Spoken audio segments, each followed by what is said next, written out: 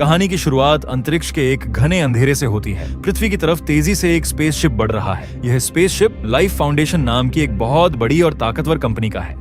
अचानक स्पेसशिप में कुछ तकनीकी खराबी आ जाती है और वह मलेशिया के एक जंगल में क्रैश हो जाता है। जब बचाव दल वहां पहुंचता है तो उन्हें पता चलता है कि स्पेसशिप में 4 खास तरह के एलियन जीव थे जिन्हें सिम्बायोट कहा जाता है। इनमें से 3 को तो सुरक्षित निकाल लिया जाता है, लेकिन एक सिम्बायोट वहां से भाग निकलने में कामयाब हो जाता है। वह एक इंसान के शरीर पर कब्जा कर लेता है और वहां से गायब हो जाता है। दूसरी तरफ लाइफ फाउंडेशन का मालिक कार्लटन ड्रेक है, जो खुद को भगवान समझता है। उसका मानना है कि इंसान पृथ्वी को बर्बाद कर रहे हैं और इंसानों का भविष्य इन एलियन सिम्बायोट्स के साथ जुड़कर ही बच सकता है। अब हमारी मुलाकात होती है फिल्म के हीरो एडी ब्रॉक से। एडी सैन फ्रांसिस्को का एक बहुत ही मशहूर और निडर पत्रकार है। वह अपने काम के लिए किसी से भी पंगा लेने को तैयार रहता है। एडी की जिंदगी बहुत शानदार चल रही है। उसकी एक खूबसूरत मंगेतर है जिसका नाम एनी वेंग है और दोनों जल्द ही शादी करने वाले हैं। एनी एक वकील है और इत्तेफाक से उसकी लॉ फर्म लाइफ फाउंडेशन के लिए ही काम करती है। एक दिन एडी के बॉस उसे कार्लटन ड्रेक का इंटरव्यू लेने का काम सौंपते हैं।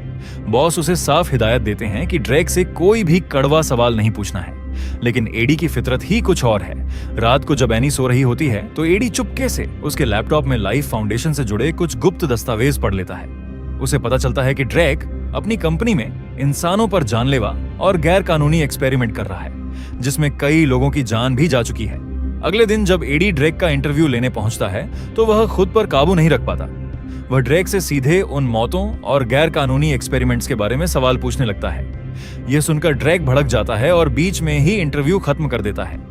एडी की यह बेवकूफी उस पर बहुत भारी पड़ती है। ड्रेक अपने रसूख का इस्तेमाल करके उसी दिन एडी को उसकी नौकरी से निकलवा देता है। बात यहीं खत्म नहीं होती। ड्रेक एनी की लॉ फर्म पर भी दबाव डालता है, जिससे एनी की भी नौकरी चली जाती है। एनी को जब पता चलता है कि एडी ने उसके लैपटॉप से जानकारी चुराई थी तो उसका दिल टूट जाता है। वह एडी से अपना रिश्ता तोड़ लेती है और अपनी सगाई की अंगूठी उसे वापस कर देती है। एक ही झटके में एडी का करियर, प्यार और जिंदगी सब कुछ तबाह हो जाता है। इस घटना के 6 महीने बीत चुके हैं। एडी अब एक बर्बाद और निराश इंसान बन चुका है। वह एक छोटे से घटिया अपार्टमेंट में रहता है और काम की तलाश में दर दर भटकता है। वहीं दूसरी तरफ कार्लटन ड्रेक अपने पागलपन में और भी आगे बढ़ चुका है। वह अब बेघर और गरीब लोगों को पैसों का लालच देकर अपनी लैब में लाता है और उन पर सिम्बायोट्स का एक्सपेरिमेंट करता है। सिम्बायोट्स को जिंदा रहने के लिए एक परफेक्ट होस्ट, यानी एक सही शरीर की जरूरत होती है। अगर शरीर सही नहीं होता तो सिम्बायोट उस इंसान के अंदर के सारे अंग खा जाता है और इंसान तड़प तड़प कर मर जाता है। ड्रेक की लैब में काम करने वाली एक वैज्ञानिक डॉक्टर डोरा स्कर्थ इन सब चीजों से बहुत डर जाती है। वह ड्रेक के इन खौफनाक इरादों को दुनिया के सामने लाना चाहती है। वह मदद के लिए एडी ब्रॉक से संपर्क करती है। पहले तो एडी ड्रेक के खिलाफ कुछ भी करने से मना कर देता है, क्योंकि वह पहले ही बहुत कुछ खो चुका है। लेकिन अंत में उसकी पत्रकार वाली आत्मा जाग उठती है और वह डॉक्टर डोरा की मदद करने के लिए तैयार हो जाता है। रात के अंधेरे में डॉक्टर डोरा एडी को चुपके से लाइफ फाउंडेशन की लैब के अंदर ले जाती है। एडी लैब के अंदर का भयानक नजारा देखकर सन्न रह जाता है। वहां कई लोगों को कांच के पिंजरों में कैद करके रखा गया है। एडी तस्वीरें खींचने लगता है, तभी उसकी नजर एक पिंजरे पर पड़ती है। उस पिंजरे में एक बेघर महिला मारिया है, जिसे एडी रोज सड़क पर देखता था। मारिया की हालत बहुत खराब होती है। एडी उसे बचाने के लिए जैसे ही पिंजरे का शीशा तोड़ता है, मारिया उस पर हमला कर देती है। असल में मारिया के अंदर एक सिम्बायोट था। हाथापाई के दौरान वह सिम्बायोट मारिया के शरीर से निकलकर एडी के शरीर में घुस जाता है। सिम्बायोट के निकलते ही मारिया वहीं मर जाती है। लैब में अलार्म बजने लगते हैं और ड्रेक के गार्ड्स एडी को पकड़ने के लिए दौड़ पड़ते हैं। लेकिन सिम्बायोट के शरीर में आते ही एडी के अंदर एक अजीब सी ताकत आ जाती है। वह इतनी तेज भागता है और इतनी लंबी छलांग लगाता है कि गार्ड्स उसका बाल भी बांका नहीं कर पाते। एडी जंगल से होता हुआ वहां से भाग निकलता है। घर पहुंचकर एडी की हालत बिगड़ने लगती है। उसे अपने दिमाग में एक खौफनाक और भारी आवाज सुनाई देने लगती है। यह आवाज सिम्बायोट की होती है, जो अब एडी के अंदर पूरी तरह से बस चुका है। एडी को भयंकर भूख लगने लगती है और वह फ्रीज में रखा कच्चा मांस और सड़ा हुआ खाना भी खाने लगता है। उसे समझ नहीं आता कि उसके साथ क्या हो रहा है। वह मदद के लिए अपनी एक्स गर्लफ्रेंड एनी के पास जाता है। एनी अब डॉक्टर डैन नाम के एक सर्जन के साथ रह रही होती है। डैन एडी की हालत देखकर उसे अस्पताल ले जाता है और उसका एमआरआई स्कैन करता है। स्कैन के दौरान जैसे ही एमआरआई मशीन की तेज आवाज शुरू होती है, एडी दर्द से तड़पने लगता है। असल में सिम्बायोट्स 2 चीजों से बहुत डरते हैं, तेज आवाज और आग। डैन को एडी के खून में एक अजीब सा पैरासाइट मिलता है, लेकिन वह समझ नहीं पाता कि यह क्या है।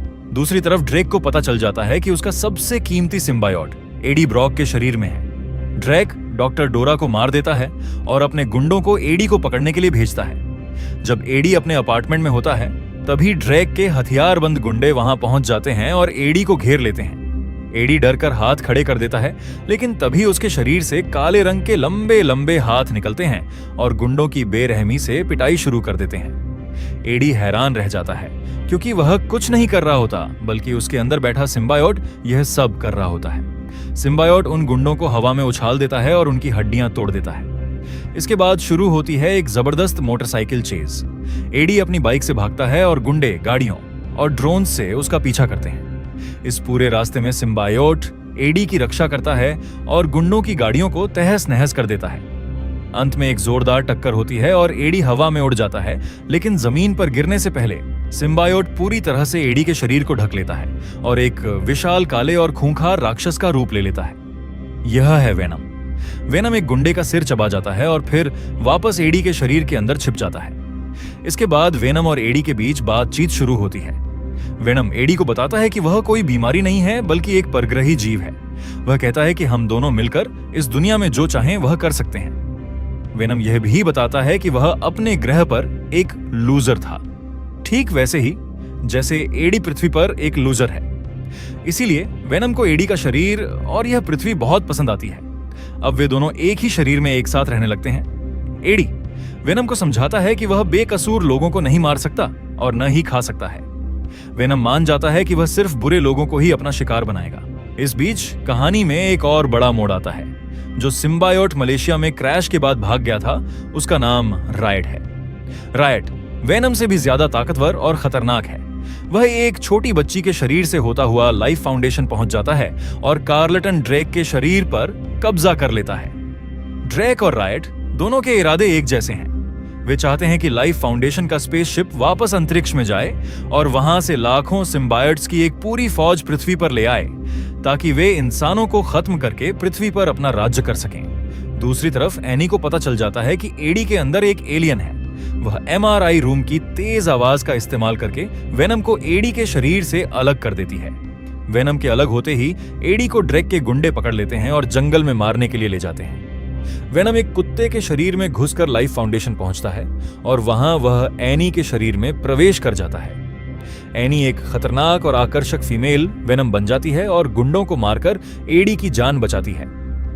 इसके बाद एनी वेनम को वापस एडी के शरीर में ट्रांसफर कर देती है। एडी और वेनम अब फिर से एक हो जाते हैं। वेनम एडी को बताता है कि रायट लाखों सिम्बायोट्स को पृथ्वी पर लाने की योजना बना रहा है और अगर ऐसा हुआ तो पृथ्वी का विनाश तय है।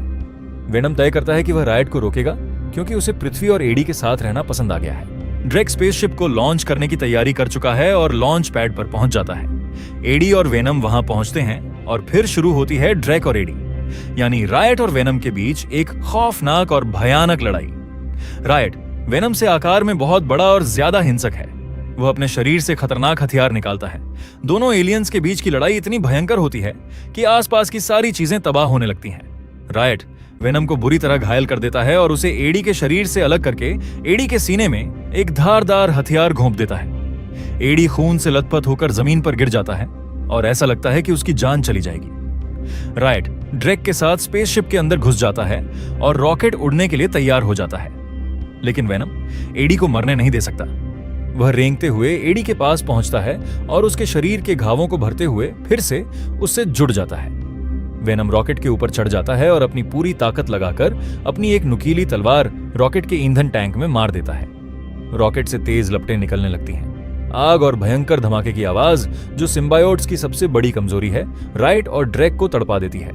रॉकेट हवा में ही एक जोरदार धमाके के साथ फट जाता है और ड्रैक और रायट जलकर खाक हो जाते हैं। धमाके की आग से एडी भी नीचे गिर रहा होता है, लेकिन वेनम खुद को ढाल बनाकर एडी को जलने से बचा लेता है और आग की लपटों में खो जाता है। एडी सुरक्षित पानी में गिरता है। कुछ दिनों बाद सब कुछ सामान्य होने लगता है। एडी फिर से अपना जर्नलिज्म का काम शुरू कर देता है।